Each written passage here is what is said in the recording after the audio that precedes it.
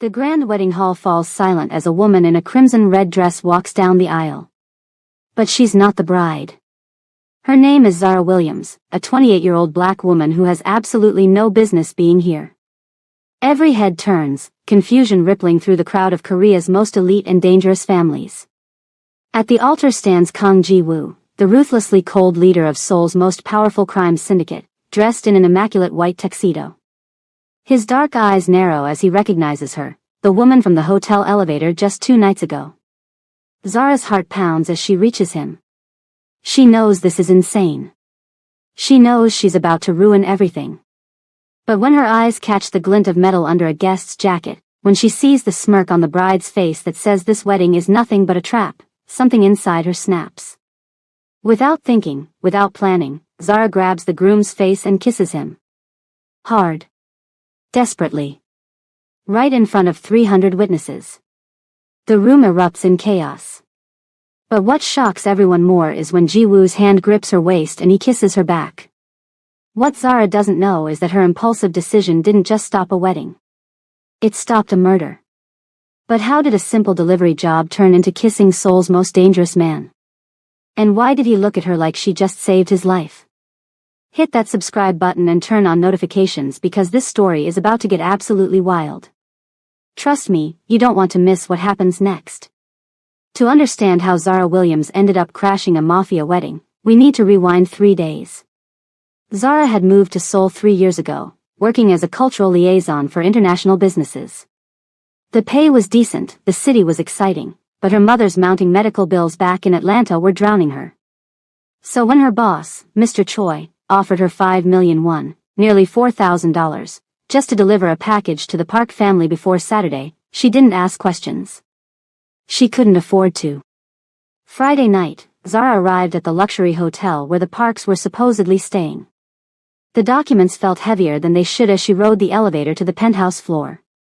But when the doors opened, 2 men in black suits immediately grabbed her, slamming her against the wall. Her scream died in her throat as a voice cut through the tension, smooth and cold as winter. The guards released her instantly, and that's when she saw him for the first time. Kang Ji-woo emerged from the shadows of his suite, a glass of whiskey in his hand, looking nothing like a man who was getting married in less than 24 hours. There was something hollow in his eyes, something that made Zara's chest tighten with unexpected sympathy. He told her she had the wrong floor. The Parks were 2 levels down. But as their eyes met and held for a moment too long, Zara noticed the wedding invitation on his table. She congratulated him, trying to break the strange tension. His response chilled her. He told her not to congratulate him yet, as if he knew something terrible was coming. Zara left, but she couldn't shake the sadness she'd seen in his face. The next day, everything fell apart. The Parks wouldn't answer her calls. Security wouldn't let her into the wedding venue. Mr. Choi called, frantic, warning her that if she didn't deliver those documents by 3 p.m., the people who wanted them would come for her. The way he said it made her blood run cold. This wasn't about late fees. This was about survival. Desperate, Zara stole a catering uniform and snuck into the venue. She needed to find the Parks, deliver the package, and get out. But as she searched the private rooms, she heard voices. One of them was familiar, the bride. Zara peeked through a crack in the door and her entire world tilted. Min So-yeon, the beautiful bride in her pre-wedding dress, was locked in a passionate kiss with another man. Park Young-hoon. The son of the family Zara had been trying to reach. What she heard next made her forget about documents, about money, about everything. So-yeon laughed as she told Young-hoon their plan, marry Ji-woo, gain access to his empire, and eliminate him within 2 years. Young-hoon asked what would happen if Ji-woo discovered the truth. So-yeon's response was venomous. She said Ji-woo was too cold, too detached to even suspect. This marriage was just a business merger to him. He didn't love her, which made him the perfect target. Zara gasped, the sound too loud in the quiet hallway. So-yeon's head snapped toward the door, her eyes sharp with suspicion. Someone was listening. Zara ran. Her hands shook as she stumbled through the corridor, her mind racing. She should leave. This wasn't her business. These were dangerous people playing deadly games, and she was just a woman trying to pay her mother's hospital bills.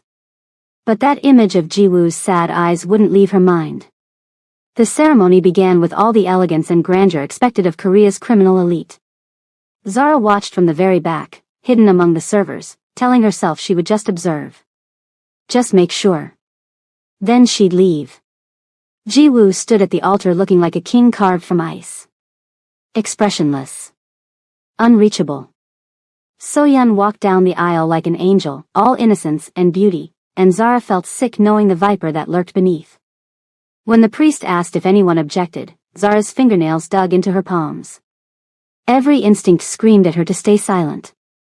But then she saw him. Park Young-hoon, sitting in the third row with a barely concealed smirk on his face. And there, just visible under his perfectly tailored jacket, was the unmistakable outline of a gun. In that crystalline moment, Zara understood. They weren't going to wait 2 years. They were going to kill Ji-woo today, at his own wedding, in front of everyone. It would look like a rival gang's attack. So-yeon would play the devastated widow and inherit everything. Zara's feet moved before her brain caught up. She walked down that aisle in her stolen catering uniform and red dress underneath, every eye turning to stare at this black woman who had no place in this world of Korean crime families. Ji-woo's eyes widened in recognition. He clearly remembered her from the hotel. Confusion flickered across his usually impassive face as he said one word, "You." Zara's voice rang out clear and strong. She objected. The room erupted in whispers. So-yeon's face twisted with rage as she demanded security remove this woman. Guards began moving toward Zara. She saw Young-hoon's hand slide toward his jacket. Without thinking, without planning, Zara closed the distance between her and Ji-woo and kissed him. But in that moment when her lips met his, she whispered 4 words that changed everything: gun. 3 o'clock. Blue tie. She felt Ji-woo's entire body go rigid. His eyes snapped to Young-hoon, and years of surviving in the criminal underworld meant he saw it immediately. The weapon. The threat. The betrayal. What happened next shocked Zara to her core. Instead of pushing her away, Ji-woo's hand wrapped around her waist and he kissed her back. Deeply. Possessively. His other hand gestured sharply to his men. The room exploded into chaos as Ji-woo's guards descended on Young-hoon. They found the gun within seconds. The gasps that rippled through the crowd turned from scandal to shock. Someone had brought a weapon to Kang Ji-woo's wedding. That was a death sentence. Young-hoon tried to explain, stammering excuses, but Ji-woo's voice cut through the noise like a blade. He asked Young-hoon if he could also explain why he was in a private room with the bride an hour ago. The color drained from So-yeon's face. She tried to speak, to spin some lie, but Ji-woo silenced her with a single look. His voice was colder than Zara had ever heard as he announced the wedding was cancelled. Everyone needed to leave. Now. No one argued with Kang Ji-woo. The hall emptied in minutes, guests fleeing from what was clearly about to become a bloodbath. Zara tried to slip away in the confusion, her job done, her conscience clear. But Ji-woo's voice stopped her dead. He told her to stay. It wasn't a request. Oh, we're just getting started.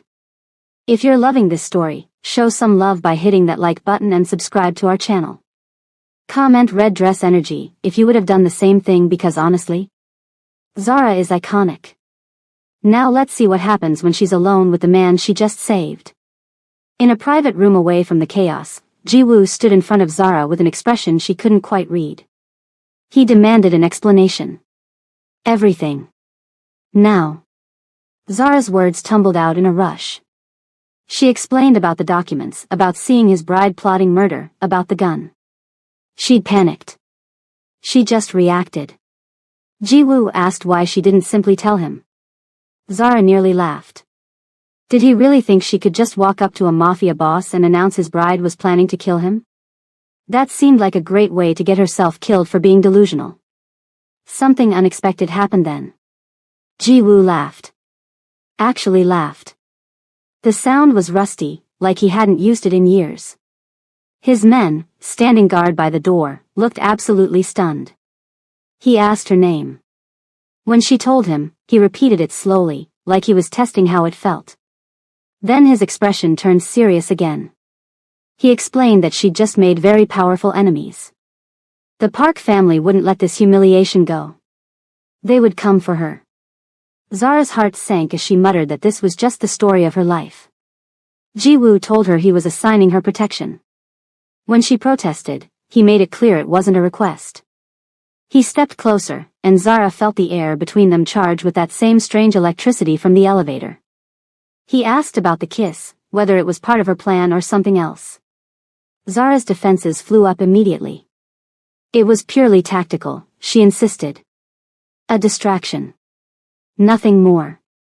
Ji-woo's lips curved into the smallest smirk as he pointed out that she'd been very thorough in her distraction. Zara fired back that he'd kissed her back. His response was maddeningly calm, that was also tactical. They stood inches apart, both clearly lying, both knowing it. Finally, Zara whispered that he was welcome. For saving his life.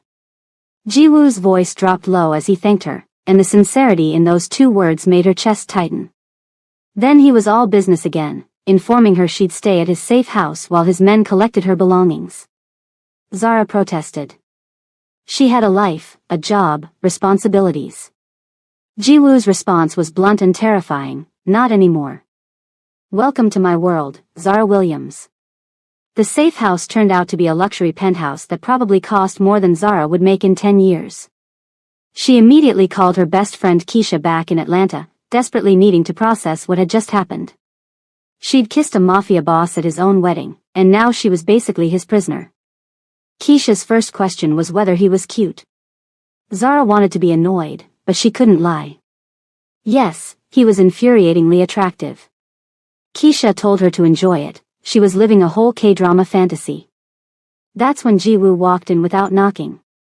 Zara quickly ended the call, muttering that Satan had just arrived. Their argument about privacy was interrupted when Ji-woo tossed a folder onto the table. Inside were the documents Zara had been trying to deliver. Her confusion must have shown because he explained everything. Those documents were his business files that belonged to his organization.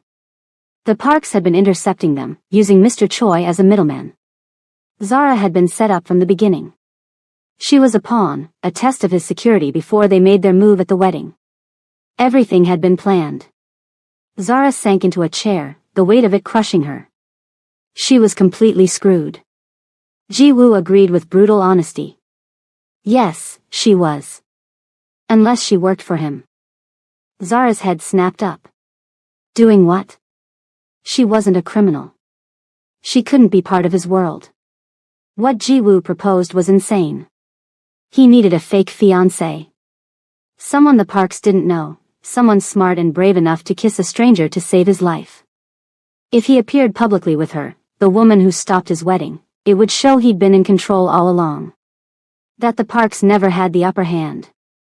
Zara told him he was absolutely insane. But Ji-woo had clearly done his homework. 6 months of public appearances in exchange for paying her mother's medical bills, clearing all her debts, and guaranteeing her safety. Zara's blood turned cold.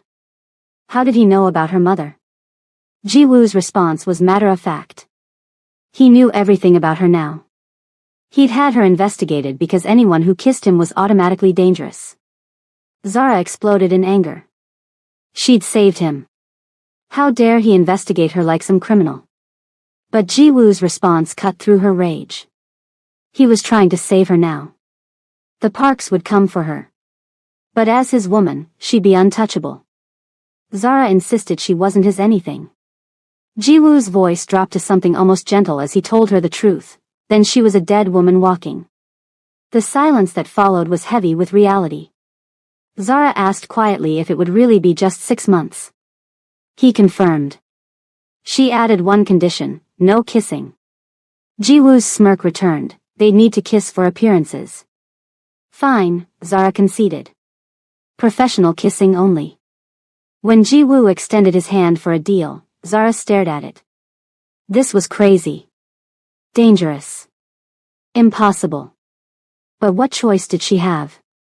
She shook his hand, and the moment their skin touched, that spark reignited. They both felt it. Neither acknowledged it. Over the next 3 weeks, Zara and Ji-woo became Seoul's most talked about couple. They appeared at galas, charity events, and exclusive restaurants. Cameras flashed constantly. Zara wore designer dresses that cost more than her rent. Ji-woo's hand was always at her waist, possessive and protective. To the world, they were perfect together. Behind closed doors, they bickered constantly. Their biggest fight came over a Versace dress Ji-woo wanted her to wear to an upcoming event. Zara refused, saying it was basically transparent lingerie. Ji-woo, not even looking up from his paperwork, said it was beautiful. Actually, what he said was that she'd look beautiful in it, though he quickly corrected himself to say the dress was beautiful. But Zara had heard it. She'd seen his ears turn red. And for the first time, she smiled with genuine warmth. She agreed to wear the dress, then added as she left that he'd looked really handsome at the last gala. After she was gone, Ji-woo's pen snapped in half in his grip. His right-hand man, Min-jun, walked in and had the audacity to point out that he'd never seen his boss blush before.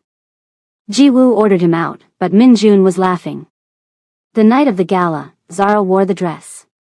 When Ji-woo saw her, his whiskey glass stopped halfway to his mouth. He couldn't form words. Finally, he managed to say she wore it. Zara asked nervously if it was too much. Ji-woo's quiet response, "Not enough," sent shivers down her spine. At the gala, they were the center of attention. So-yeon was there, her eyes burning with hatred. She approached Zara with poisonous sweetness, asking if she was enjoying her leftovers. Zara's response was legendary. She told So-yeon that leftovers implied she got scraps. But no, Zara got the whole meal. So-yeon just had reservations that got cancelled. Ji-woo actually choked on his drink. Min-jun, watching from nearby, cackled with delight. So-yeon hissed that this wasn't over. Zara smiled sweetly and told her it never even started. After So-yeon stormed off, Ji-woo looked at Zara with something like awe. He called her savage. She grinned and explained she had sisters, she was trained for warfare. He laughed, that real genuine laugh that made people stare because Kang Ji-woo never laughed. Then he asked her to dance. Not requested. Commanded. Zara pointed out it wasn't phrased as a question. Ji-woo agreed.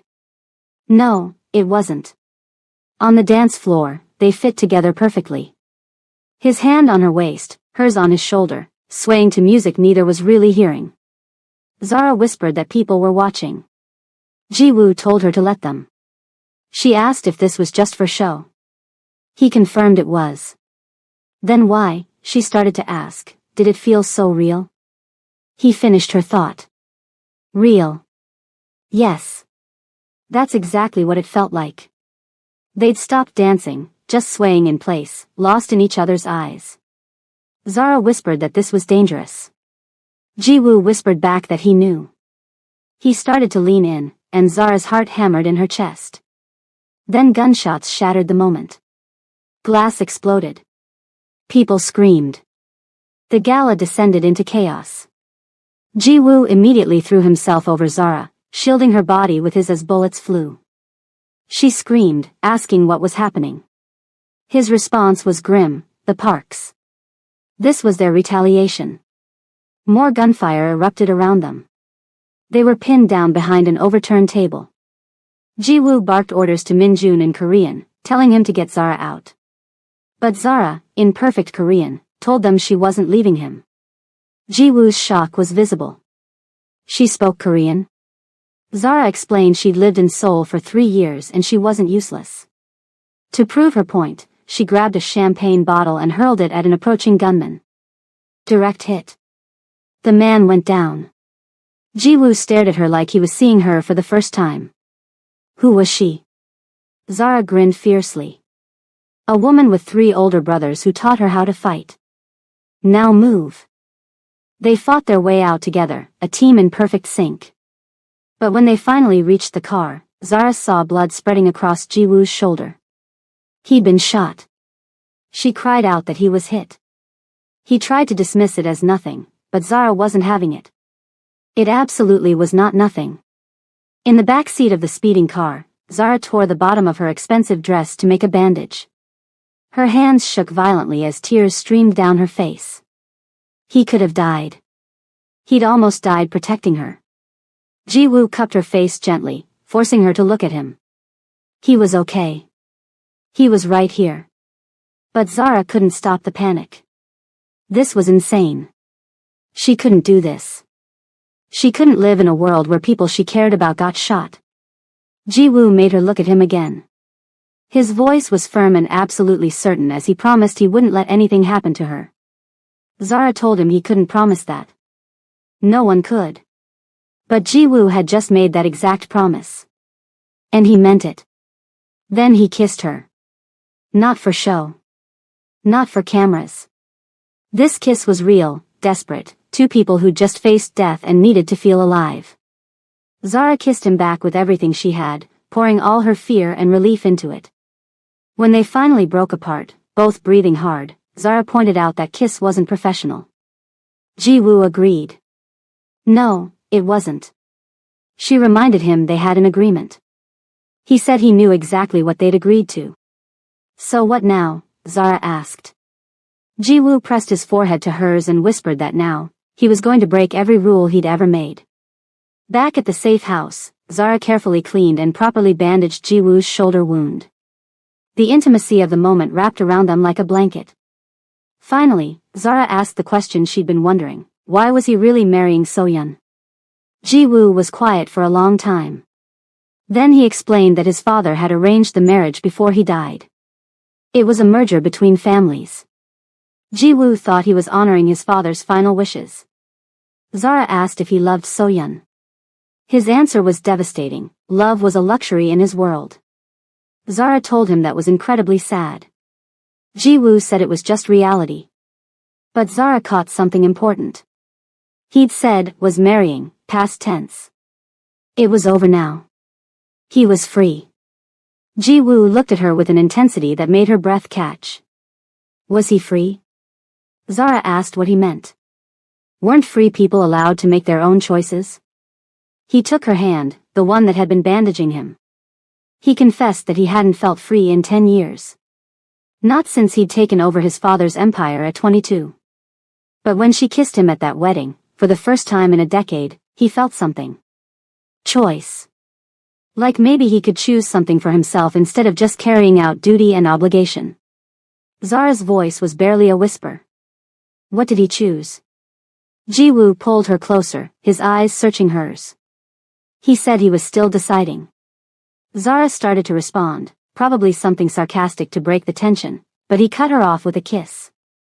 This one was slow, deep, deliberate. A decision being made in real time. When they broke apart, Ji-woo's voice was certain. Decided. Zara, breathless, told him she felt the same way. They smiled at each other, really smiled, for the first time without pretense. But then Zara pulled back. She announced she was going to her own room. Ji-woo asked why, clearly not wanting her to leave. Zara's response made his heart skip. Because he was going to earn this. Earn her. She wasn't just another thing for him to acquire or control. Ji-woo looked at her with something like wonder. Noted, he said. Zara pointed out he was bleeding again. He said it was worth it. 2 months passed. And something miraculous happened. They were happy. Actually, genuinely happy. Zara made Ji-woo laugh multiple times a day. He made her feel safer than she'd ever felt in her life. His men adored her because she cooked them soul food that reminded them what real flavor tasted like. She started learning about his businesses, the legitimate ones he was slowly transitioning to. They were becoming a real team. But happiness in the Mafia world is always temporary. Min-jun came to Ji-woo's office one afternoon, his expression troubled. He had a problem, he said, and showed his boss security footage. Zara, meeting someone in secret.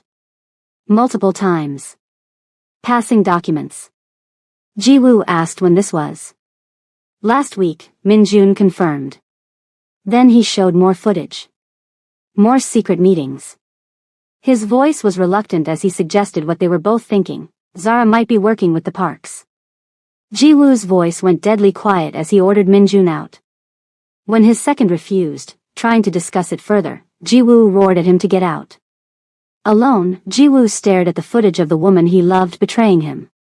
His fist slammed into the desk hard enough to crack the wood. That evening, Zara walked into Ji-woo's office with a bright smile. She'd made dinner, his favorite. But she froze when she saw his face. Ice cold. Completely shut down. She asked what was wrong.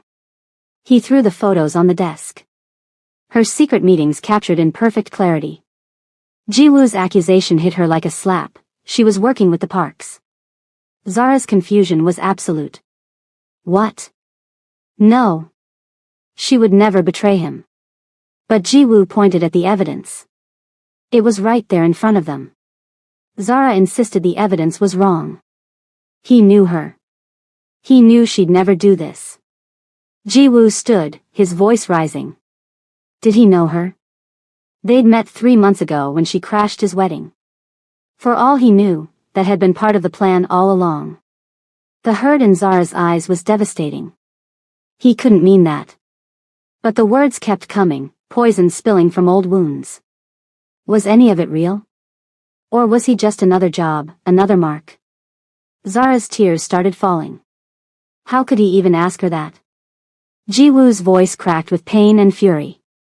Because everyone he'd ever trusted had betrayed him. His business partners, his allies, even his own brother who'd sold him out to a rival gang. Why would she be different? Silence fell, heavy and horrible. Zara was crying openly now. Then she said it. The words that changed everything. She loved him, she said. That's why she was different. She was in love with him, you idiot. Ji-woo froze completely. Zara kept going, words tumbling out between sobs. She'd fallen in love with him somewhere between his terrible dad jokes and the way he secretly fed stray cats when he thought no one was watching. She loved how he pretended to be cold but had anonymously paid off her mother's hospital bills 2 weeks ago. She loved. Ji-woo told her to stop. But Zara refused. She explained everything. She'd been meeting with an FBI agent. Her older brother, Marcus. He'd been trying to convince her to leave Ji-woo, to testify against him, to enter witness protection. And she'd refused every single time because she loved him. She threw documents at him. Proof. FBI credentials. Her brother's badge. That's what he saw in those security photos, she said. Her protecting him. Again. Ji-woo stared at the evidence, then at Zara. The realization of what he'd done crashed over him like a wave. He started to say her name, but she cut him off. No. He didn't get to do this. He'd thrown away everything they'd built because he couldn't trust anyone. Every time something went wrong, he'd push everyone away. I'm scared, Ji-woo's voice broke. Of what? Zara shouted back. And Ji-woo finally broke open. Of this, he said. Of loving you so much that losing you would destroy me completely. His voice cracked as he continued. Everyone he'd ever loved had left. His mother abandoned the family when he was 8. His father died in his arms. His brother betrayed him. Everyone. And then Zara walked into his life and made him feel again, and it was terrifying because if she left, he didn't know how he'd survive it. Zara was crying harder now. Then stop pushing me away, she begged. Let me in. Ji-woo's voice was raw. I don't know how. Then learn, Zara pleaded. Because I'm not going anywhere unless you send me away. Ji-woo crossed the room in 3 long strides and pulled her into his arms. He was sorry. So sorry. He loved her. God, he loved her so much. Zara told him to say it again. I love you, Zara Williams. Again. He kissed her between each word. I love you. They kissed desperately, healing the wounds they'd inflicted on each other, rebuilding what had nearly broken. But their peace was short-lived. Because love doesn't conquer all, not in the Mafia world. And the Parks were just getting started. Zara's brother, FBI agent Marcus Williams, arrived in Seoul the next day. The confrontation in Ji-woo's safe house was tense. Marcus couldn't believe his little sister was in love with a criminal. Zara fired back that Ji-woo was more than his worst actions. Marcus pointed out that Ji-woo had killed people. Zara didn't deny it. She said he'd done what he had to do to protect his family, his people. Marcus didn't know him the way she did. Marcus asked if she really knew him after just 3 months. Zara's response was simple and certain, yes. She did. Ji-woo entered, and the two men sized each other up. The testosterone in the room was suffocating. Zara ordered both of them to sit. Now. And shockingly, they obeyed. She laid out a plan. The Parks had tried to kill Ji-woo. They were trafficking weapons, drugs, and people. If Marcus wanted to take down real criminals, she said, focus on the actual monsters. Marcus asked what Ji-woo got out of cooperation. Ji-woo's answer was immediate, a clean slate, immunity, and Zara's safety. Marcus couldn't believe it. Ji-woo would give up his entire empire? Ji-woo looked at Zara as he answered. He'd give up anything for her. Marcus studied them both, then sighed heavily. Fine. He'd work with them. But if Ji-woo hurt Zara? Ji-woo finished the thought. Marcus would kill him. Understood. But Marcus shook his head. No. Zara would kill him. Marcus would just help hide the body. Zara actually laughed, the tension breaking. She told them she loved them both. Now let's take down these bastards. The plan was dangerous. Zara would wear a wire and meet with So-yeon, pretending she wanted to make a deal. The Parks thought she was just a gold digger who could be bought. The meeting took place in an abandoned warehouse. So-yeon was waiting, smug and beautiful. She seemed pleased that Zara had come. Zara played her part, saying she was tired of looking over her shoulder. So-yeon had promised to leave Ji-woo alone if Zara walked away. So-yeon's smile turned cruel. She admitted she'd lied. Suddenly, guns were pointed at Zara from all directions. But instead of fear, Zara smiled. So did I, she said calmly. Ji-woo's men burst in from every entrance. FBI agents swarmed the warehouse. It was a coordinated raid, perfectly executed. In the chaos, Young-hoon grabbed Zara from behind, pressing a gun to her head. He screamed for everyone to freeze or she'd die. Ji-woo immediately dropped his weapon, his hands up. His voice was steady but his eyes were wild. Okay. Just don't hurt her. Zara looked at Ji-woo and said his name calmly. When he responded, she asked if he remembered when she told him about her 3 older brothers. He said yes, confused about the timing. Zara grinned. They taught me this. She slammed her head backward into Young-hoon's face, spun out of his grip, and kicked the gun from his hand in one fluid motion. Marcus tackled Young-hoon before he could recover. Zara rubbed her head, wincing. That looked easier in movies, she muttered. Ji-woo pulled her into his arms immediately, checking her over frantically, asking if she was insane. Zara pointed out he was welcome. Again. Ji-woo kissed her hard. She was going to give him a heart attack. Zara quipped that a heart attack was better than a bullet. 6 months later, everything had changed. The Parks went to prison on charges ranging from attempted murder to human trafficking. Ji-woo cooperated fully with the FBI, providing evidence that took down 3 other crime syndicates. He dismantled the criminal parts of his empire and went legitimate. Mostly legitimate, anyway. Zara now ran a cultural center in Seoul, teaching Korean to international students and helping immigrants navigate the city. It was fulfilling work that made her heart happy. One afternoon, Ji-woo walked into her classroom carrying coffee. One of her teenage students immediately asked if that was her boyfriend. Zara smiled. Something like that. Ji-woo set down the coffee, kissed the top of her head, and asked if he was still just something like that. Zara asked what else he'd be. That's when Ji-woo pulled out a small box. Zara's eyes went wide. Before she could panic, he clarified. It wasn't an engagement ring. Not yet. It was a promise ring. Inside was a beautiful simple band engraved with their initials.